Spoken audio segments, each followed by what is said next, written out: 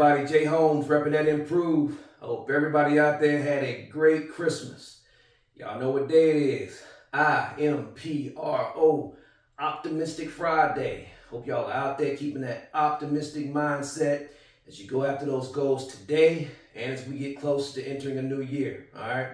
Today I'll be talking to you a bit throughout the workout about the 3 simple steps that I use on Optimistic Friday that can turn any workout that you dread into a workout that you actually look forward to. And the same 3 steps can be applied to any situation, all right? Situations on the job that you might dread, situations in other areas of life that you might dread. These same 3 steps can be applied the same way. Today, I'll be working some legs and some abs. This specific workout, workouts like these, there was a time when I completely dreaded these types of workouts, all right? Implementing these 3 steps on Optimistic Friday, I'm telling you, it works. I no longer dread workouts like this. I look forward to them. And these 3 steps are going to show you exactly how you can do the same thing with those workouts that I know you dread. We all have those workouts that we just, don't really look forward to doing, okay? But we need to do them. We need to do them, all right? So the way the workout will go, I'll start out with some reverse lunges. I'll go for 8 to 10 reps. Once I finish that, I'll try my best not to rest any more than 30 seconds. Then I'll go right into some dead hang leg raises, all right? 8 to 10 reps. After I finish that, we'll go right into some L-shaped pull-ups for 5 to 10 reps. Those 3 exercises will count as 1 set, and we'll go for 5 sets on each, all right? Once we finish that, we'll move to the second series of exercises. We'll start with some leg presses on the leg sled machine. We'll go for 8 to 10 reps. After that, try not to rest any longer than 30 seconds. Right into some dead hang leg twists, 8 to 10 reps. And then once we finish that, we'll go back to some more dead hang L-shaped pull-ups for 5 to 10 reps. All right? And that's going to be the workout. All right? So enough talking. You know how I like to start my videos. 7 days in a week. 7 letters in the word. IMPRO. Optimistic Fridays, y'all. Let's get it. Improve.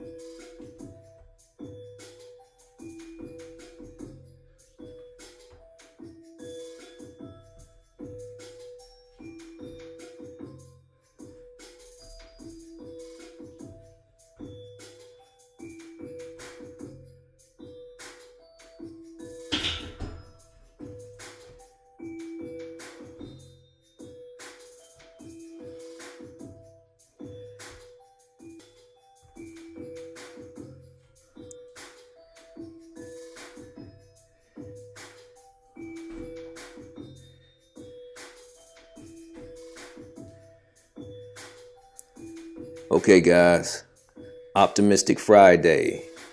So the first step in no longer dreading that workout we sometimes dread.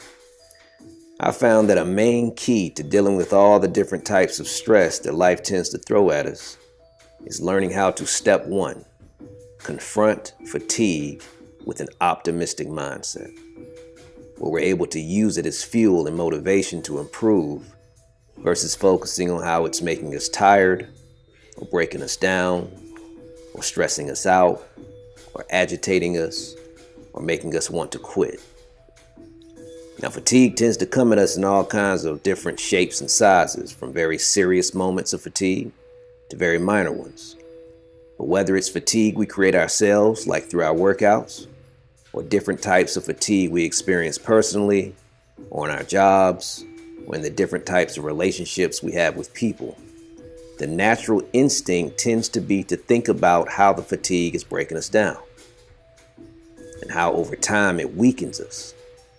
But if we can confront it optimistically and in the moment of fatigue, see it from the standpoint of what it can do for us if we're committed to getting to the other side of it, once we make it through the next rep, once we make it through the next set, once we make it through the next life situation, we can begin to realize that fatigue doesn't break us down. It actually builds us up. It doesn't make us weaker. It actually makes us stronger. We have to think beyond the moment of fatigue, though. We have to confront it optimistically. Think of how much more we will have improved once we get past the moment, and the next moment, and the next rep, and the next set, and the next life situation. So really, in essence, the more moments of fatigue we create for ourselves, or that life creates for us, the more opportunity and space we have to get better and better, to improve more and more and more.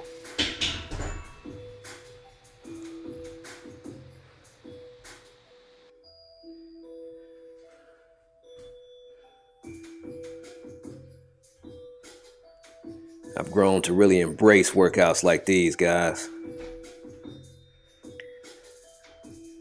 I'm not gonna lie to you though. These workouts are really tough.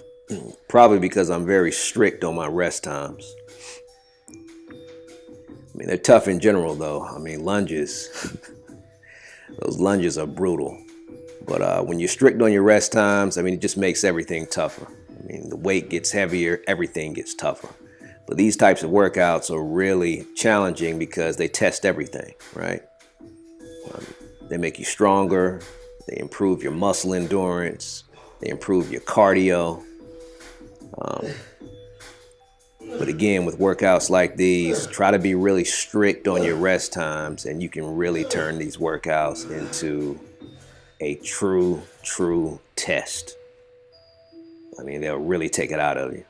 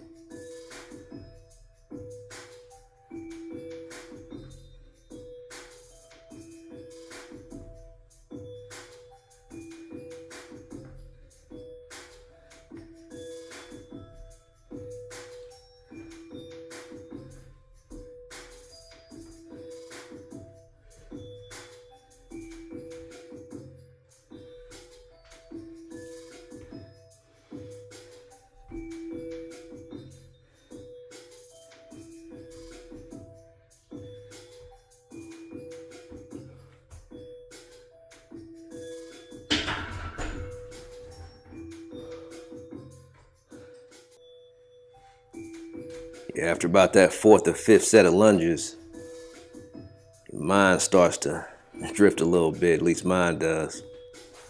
That's when we lock in. We lock in and keep going. On your leg raises, you want to try your best, even though I know it burns, you want to try your best to try to stabilize yourself. You know, you want to swing as little as possible. Really take your time. Make sure you're as still as possible. Just bring those legs up, really hitting those abs. Same thing with your L-shaped pull-ups. course, the more reps and sets you do, the harder it becomes to keep that L, to keep that tight L as you're pulling up. You want to try to keep that tight L and knock them out. Get a good squeeze.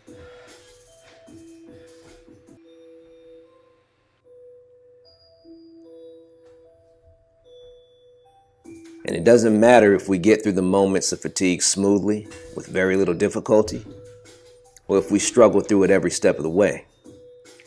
As long as we confront it optimistically and commit ourselves to getting to the other side of it, we will have improved at least 1% better than we were mentally and or physically before. Take this workout for example. One thing is for certain, I will have improved to some degree from the person I was before I started this workout today. And what carries me through the workout to the end is knowing that the more fatigue I create for myself during this workout, the more improvement I create for myself after the workout. How do we commit ourselves to getting to the other side of these moments of fatigue is the question that leads us to step number 2.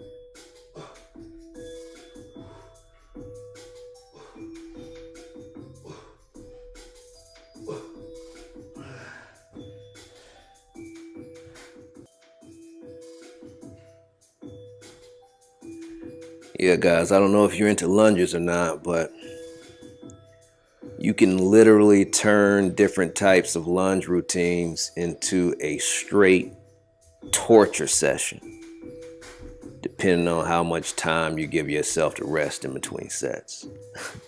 And I mean torture session. Sometimes I do dumbbell lunge routines, sometimes I do full bar lunge routines, but I mean, if you really want to test yourself,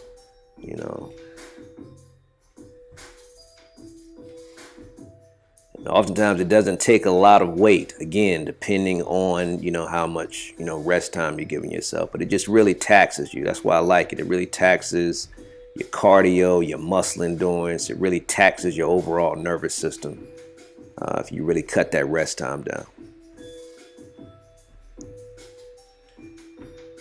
Great for building discipline.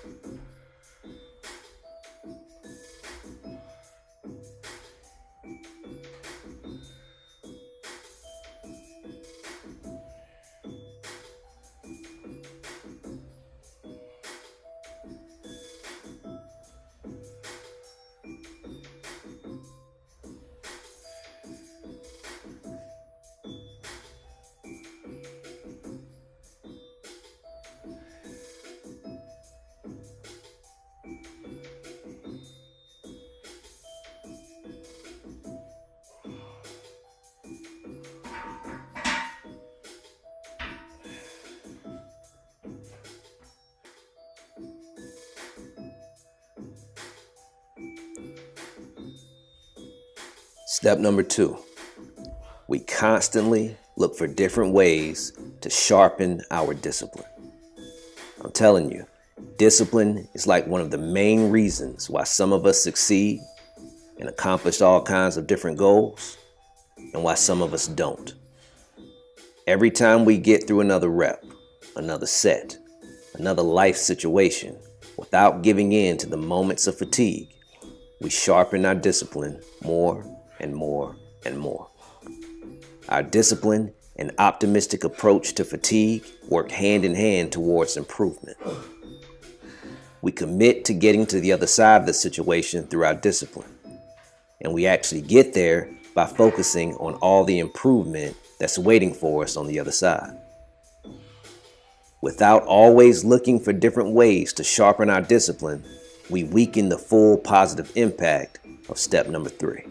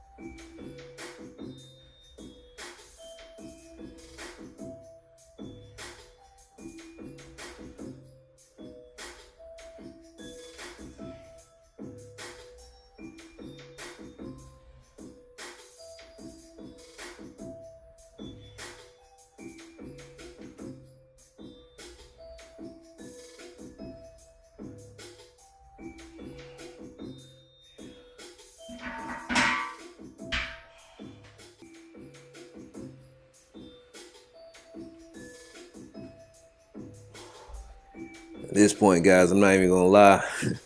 Those leg twists are burning in a serious, serious way.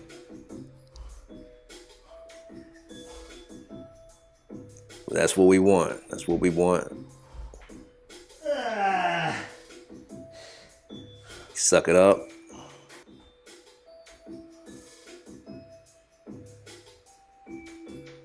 We keep improving. Try to keep that L as tight as possible. Keep improving.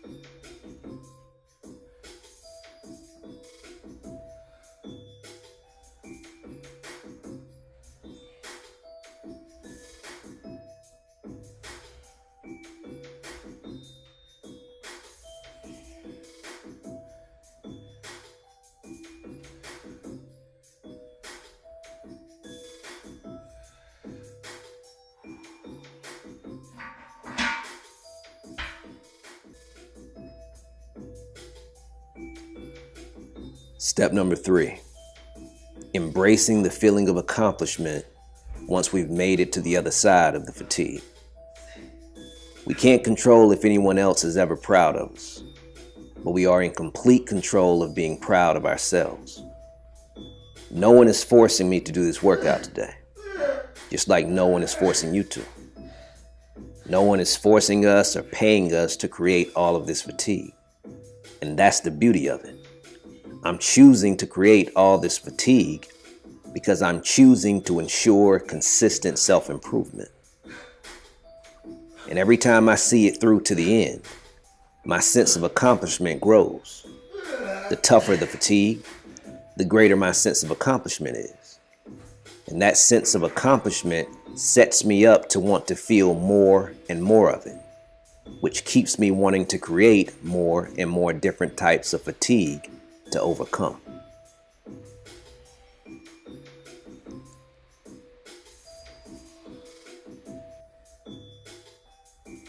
I view all of life's situations that we face, from the most serious to minor situations, as moments of fatigue.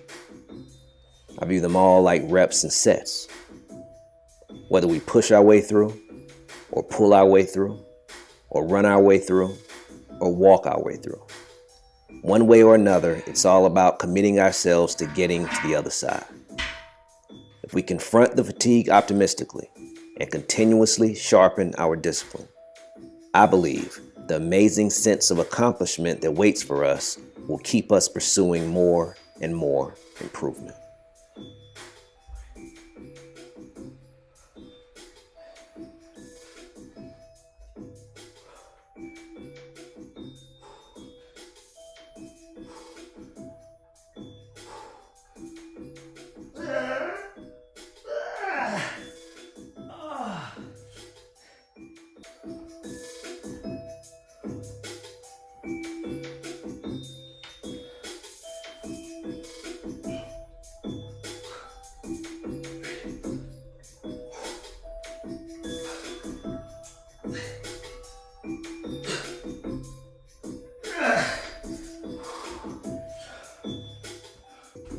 All right, guys, I'm about to close this one out.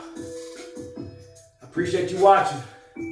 Try these 3 steps on Optimistic Friday. It can be in reference to a workout, some situation on your job, or some other situation in your life that you can't stand, that you dread, that you don't look forward to. Try these 3 steps out, y'all. They work. 7 days in a week, 7 letters in the word. IMPRO, Optimistic Friday. Till next time, improve. I'm out.